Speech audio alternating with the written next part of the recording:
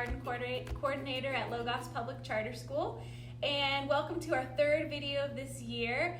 Today is a very exciting day. We've been looking forward to this all fall, and today we really get to appreciate the harvest that we've had this year, specifically our winter squashes.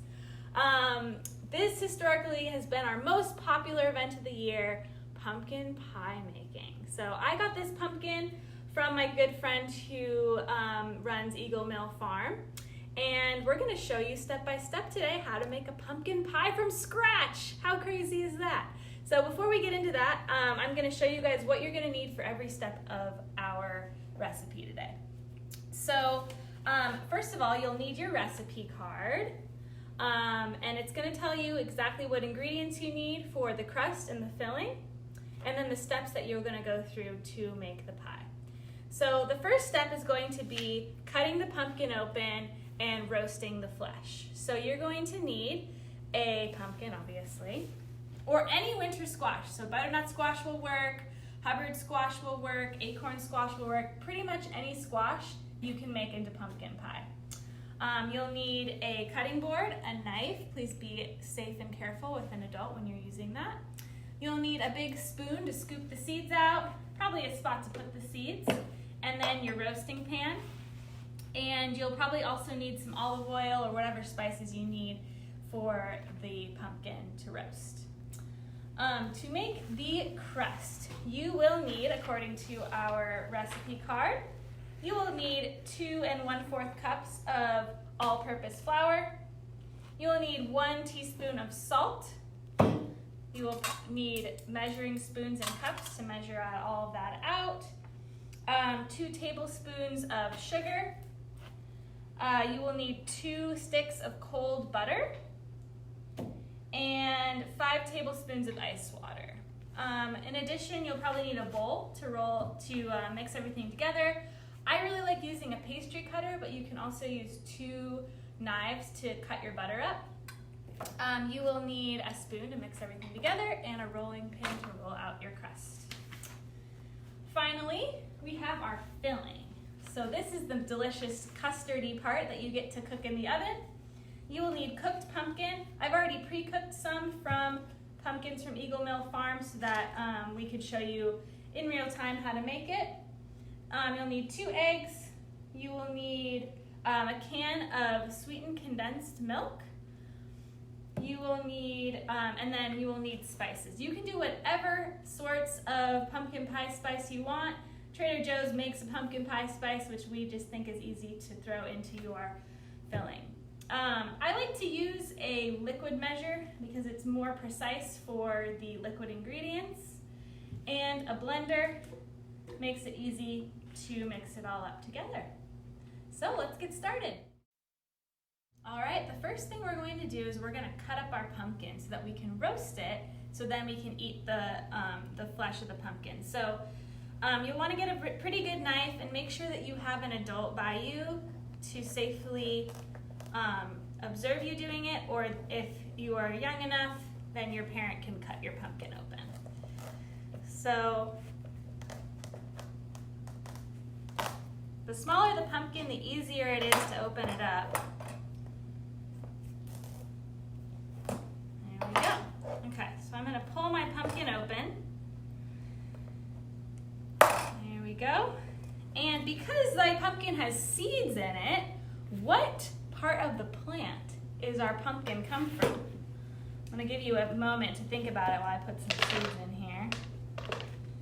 Believe it or not, even though people say that pumpkins are vegetables, technically they're the fruit part of the plant.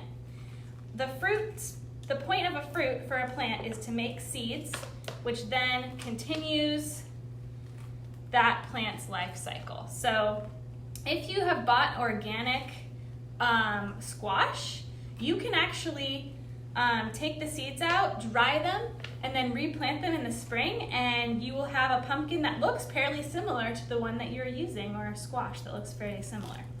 So I'm gonna take the seeds out of the squash.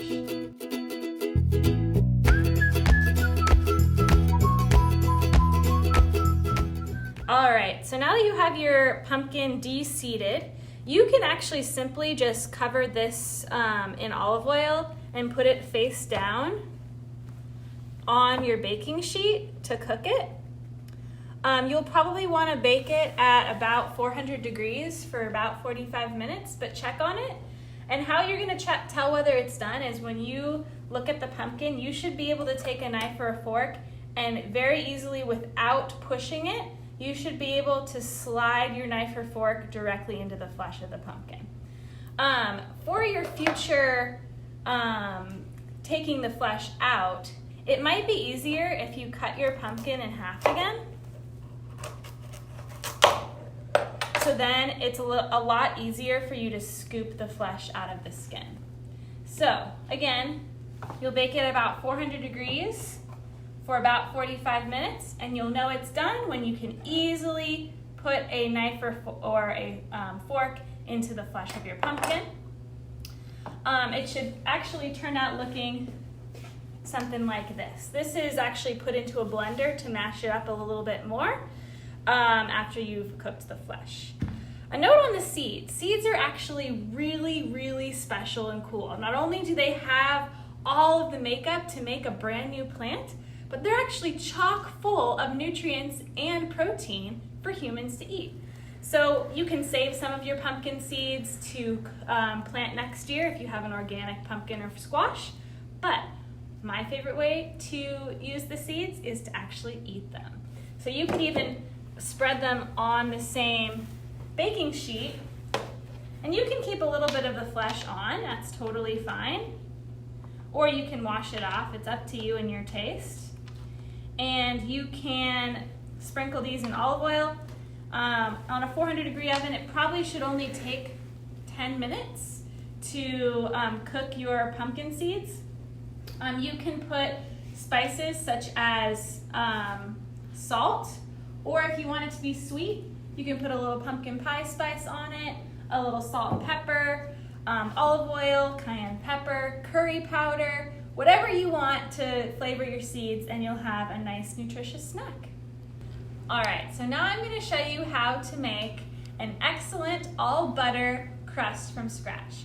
You can certainly buy a crust from the store, but there's nothing better than your own homemade pastry crust.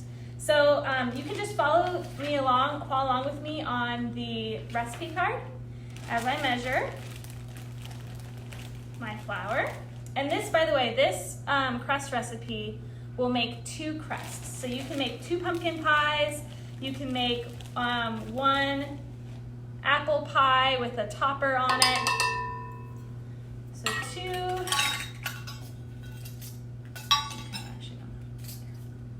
1/4 cups of flour,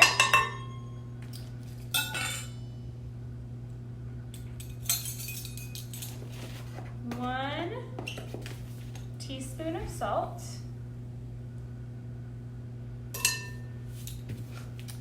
and 2 tablespoons of sugar.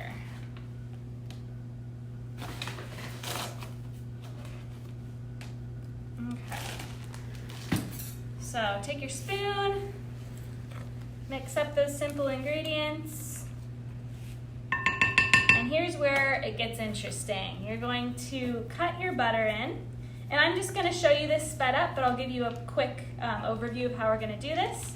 So you're going to cut your butter into your dry ingredients. You'll cut it in to chunks about like that. And they're going to get coated in butter. And then you can either use your 2 butter knives or a pastry cutter to slowly cut your butter up until it is about the size of a pea. So you can take your pastry cutter or your knife and just cut it up into the flour.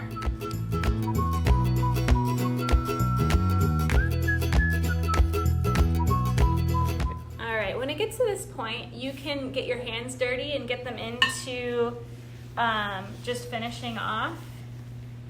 You can kind of pinch the flour and the butter together so you can kind of feel if there's any big chunks. But mine are mostly the size of peas. And you just want the butter to be fully coated in the flour so that there's not any like wet butter sticking out. Okay, so now that you have your pastry mostly made, we're going to take your tablespoon, and a tablespoon at a time, you're going to distribute ice water. 1, 2, 3,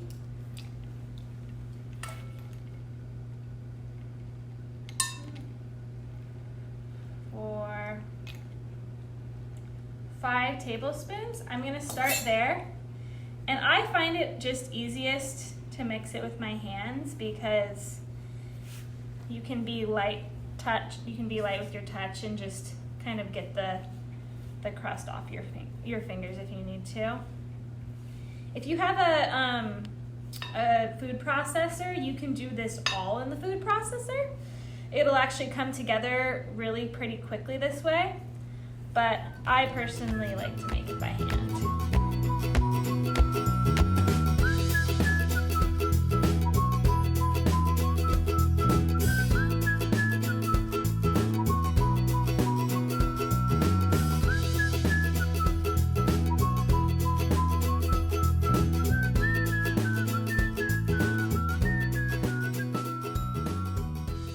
Alright, so that took a little while, but eventually you will get a nice cohesive ball of dough. You can then take your knife, divide it in half, and you will need to chill your dough in the freezer or your fridge, probably the refrigerator, before you roll it out and put it into your pie tin. So you can cover that in plastic bag or plastic wrap and put it in the refrigerator. All right, we're almost done, folks. So after you take your dough out of the refrigerator, you will want to roll it out on a flat surface with your rolling pin. And then you can do one of two things. When you have your dough on your surface, you can either put your pie pan face down and then slowly turn them both over together, or you can try to take the dough off of the surface and lay it into your pie pan. But regardless, you will end up with something that looks like this. So now we need to make the filling to fill our wonderful crust. So you're going to need 2 to 3 cups of cooked pumpkin. So I'm going to measure that out.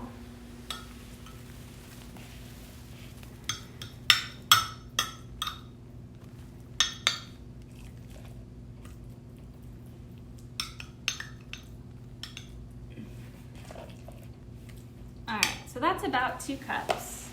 And I can just pour it directly into my blender here.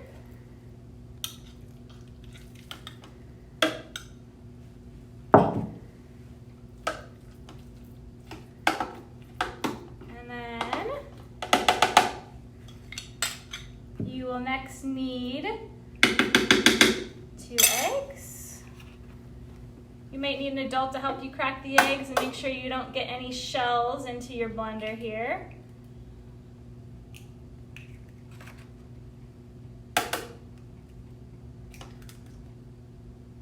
Okay.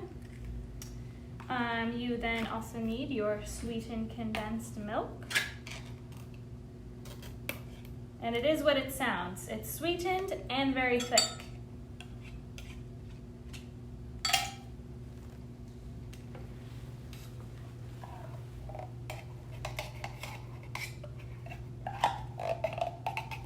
If you want to do this dairy-free, I believe you can use coconut milk as a substitute for this, but I did not write that out in the recipe, so you might have to look online to try to find a substitute.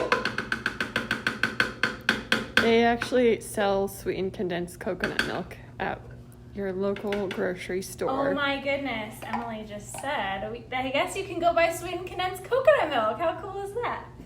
Okay, Then we still need half a teaspoon of salt.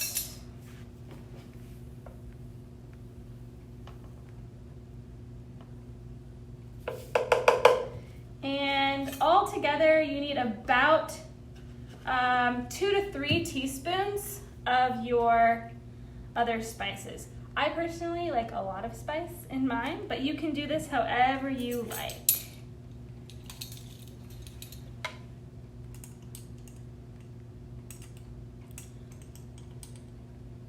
One, 2. I'm just gonna put 3 in here.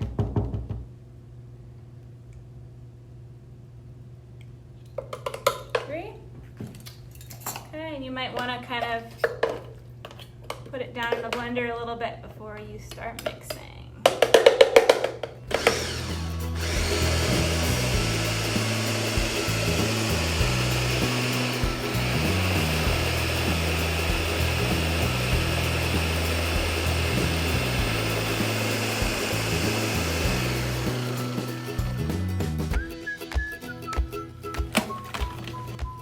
Alright, there's our delicious pumpkin custard that we are going to now be cooking.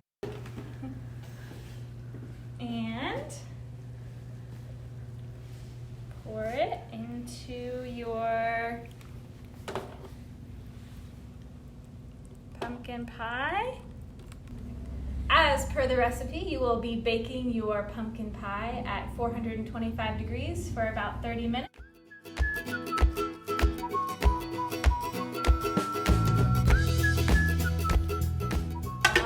Time to go put these in the oven. See you in a little bit.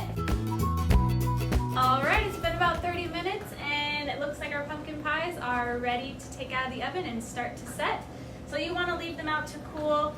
You'll see they have a little bit of a jiggle in the middle. And the pie crust is just starting to get brown. So you're going to be ready to dig in once they're cool. You can eat them with ice cream or whipped cream, but I really just hope that you eat your pumpkin pie from your garden or your local farmer's market with the people that you love. As the weather's getting a little bit more stormy outside, we want to spend time inside. I hope that you enjoy spending time eating delicious homemade food with the people that mean most to you.